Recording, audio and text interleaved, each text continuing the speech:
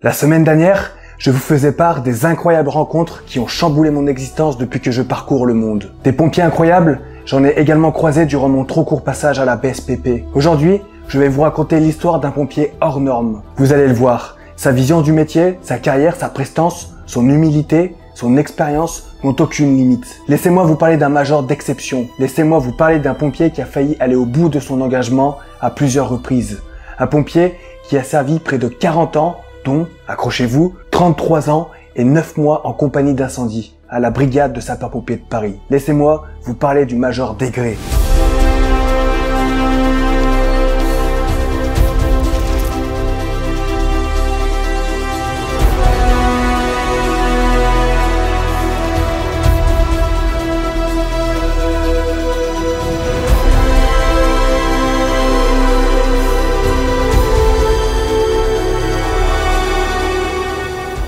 Avant de commencer cette vidéo, je tenais à vous remercier pour vos retours concernant mes dernières vidéos. Je suis fier de rendre hommage à nos héros avec ce type de format sur ma chaîne YouTube. Et de savoir que cela vous plaît me donne beaucoup de force pour continuer ainsi. Sachez que j'ai d'autres histoires à vous raconter en attendant mes prochains tournages à la rencontre des pompiers du monde. Alors prenez 2 secondes pour vous abonner afin de ne rien louper des prochaines vidéos. Pour faire cet hommage, je me suis appuyé de la vidéo que j'ai réalisée en 2009, qui a été projetée lors du pot de départ de la compagnie d'incendie du Major. Avec l'aide de mon commandant d'unité et du BIRP à l'époque, j'avais accès à son dossier. J'ai également fait le dernier départ pour feu avec le Major. Ce sont les images qui vont illustrer cette vidéo. Alain Desgrès, matricule 27646. Alain est né le 6 février 1957 à Angers, dans le département du Maine-et-Loire. C'est à 18 ans, le 1er septembre 1975, qu'il rejoint les rangs de la prestigieuse brigade de sapeurs-pompiers de Paris.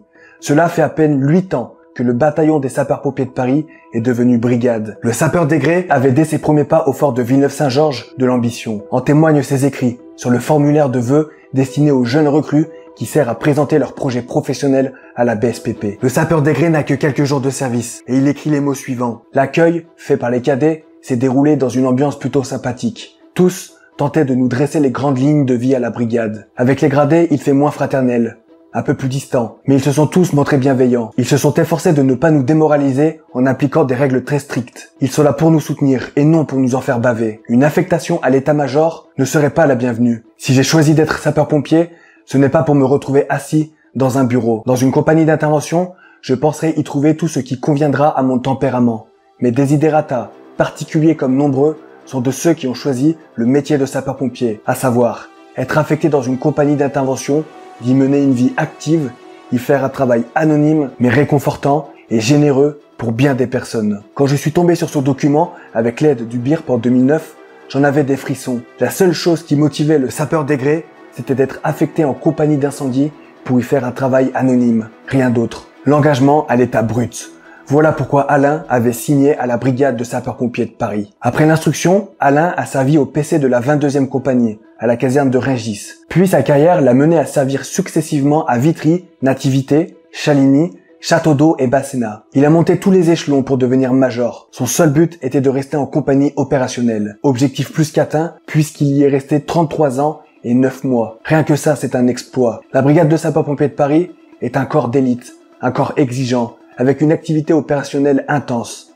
Rester autant de temps en compagnie d'incendie est un réel challenge, qui prouve la volonté de servir la brigade du major Desgrès. En 33 ans et 9 mois de service en compagnie d'incendie, il en a vécu des interventions, des drames, des incendies, des catastrophes. Laissez-moi donc vous parler de quelques opérations qu'il a menées durant sa longue et riche carrière. Le 27 juin 1988, Alain est alors sergent. Il est le chef de garde au fourgon de Nativité. En début de soirée, le plus gros accident ferroviaire de l'histoire de la SNCF va avoir lieu non loin de là, dans la gare de banlieue souterraine de la gare de Lyon. Une collision frontale entre un train en provenance de Melun, roulant à environ 70 km/h, contre un train bondé à l'arrêt en partance de Melun. L'accident tua 56 personnes et blessa 57 autres personnes.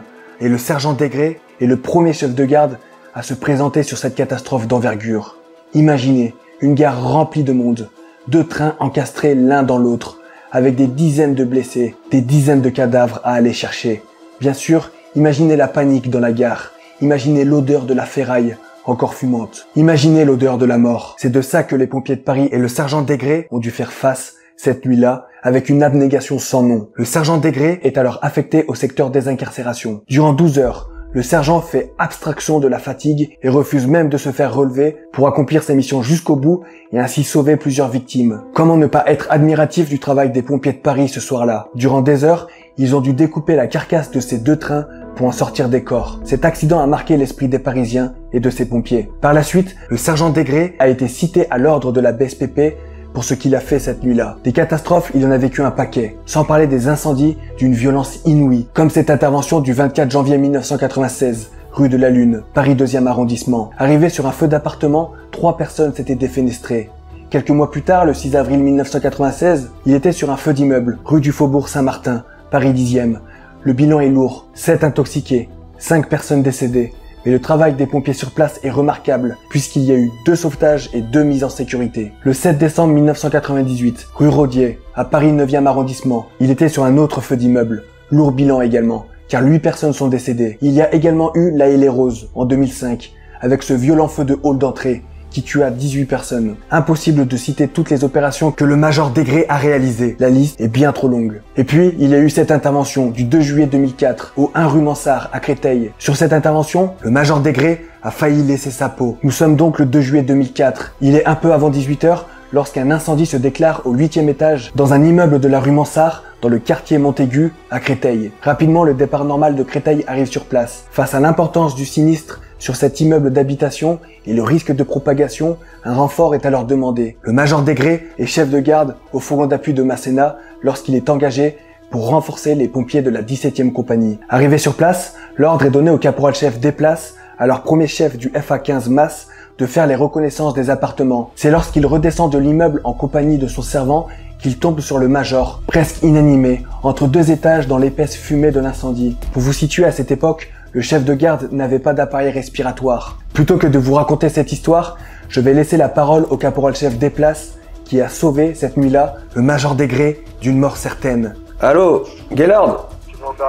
Salut, c'est Vincent, ça va? Ouais, je voulais que tu m'en dises un peu plus sur l'intervention que tu avais faite à Créteil. Je sais plus si le feu était au 7e étage ou un truc dans le genre. C'était un appart où il y avait pas mal de stockage de produits sanitaires, des gants latex, de trucs comme ça. Du coup, ça s'est bien embrasé.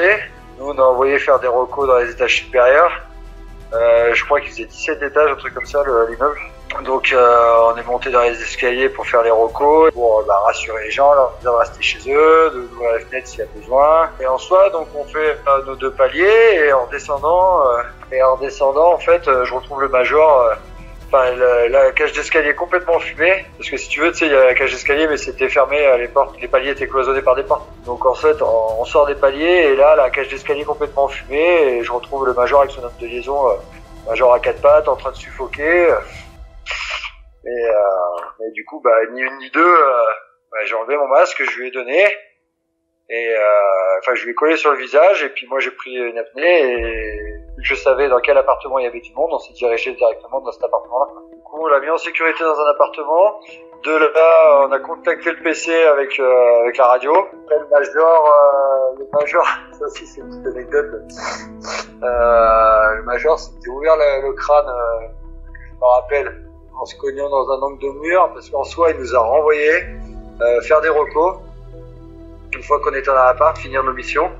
Bon, puis il était en sécurité, c'est qu'on avait été faire l'arco et tout, et quand on est revenu, il avait un bandana sur la tête, parce qu'il me semble qu'il avait voulu ressortir de l'appartement. Les gens nous avaient dit, ouais, votre collègue, il a voulu repartir, machin et tout. Et il me semble qu'il s'était ouvert la tête et qu'il lui avait mis un bandeau sur la tête. Et ce jour-là, du coup, tu vois, il aurait dû partir en question hyperbare. Hein. Ah ouais? Et il avait refusé, avec la fumée qu'il avait inhalée et tout. Et du coup, il n'était pas allé. Et voilà, je me souviens qu'il nous avait rassemblés au cul du fourgon, à la fin de la Terre. Et le petit discours qu'il avait fait, c'est qu'il avait dit que, quelle que soit l'ancienneté qu'on puisse avoir et l'expérience, et des fois on a besoin de l'autre. Et il avait dit, je remercie le caporal-chef des places d'être venu me chercher et tout. C'était vraiment touchant, là, tu vois. Quelques mois plus tard, le caporal-chef Desplaces a été récompensé, comme en témoigne cette lettre qui lui a été adressée. Je vous avais prévenu, les histoires que je vous réserve sur cette chaîne YouTube sont incroyables. Bravo Gaylord pour ce que tu as fait cette nuit-là.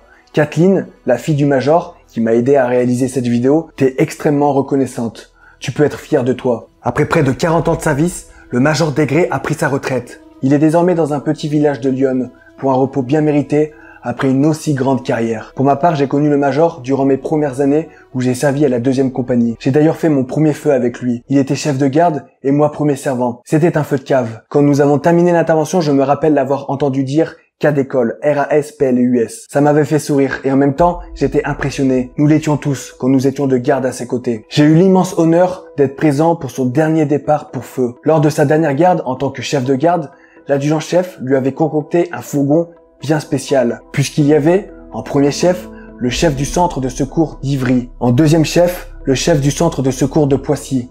En conducteur, le chef de la remise de Masséna et les servants étaient d'autres chefs de service. J'étais affecté au fourgon pour filmer ses éventuels derniers départs. Quand le départ normal a sonné, j'étais comme un dingue. Nous l'étions tous, pour être honnête. C'était fou cette excitation.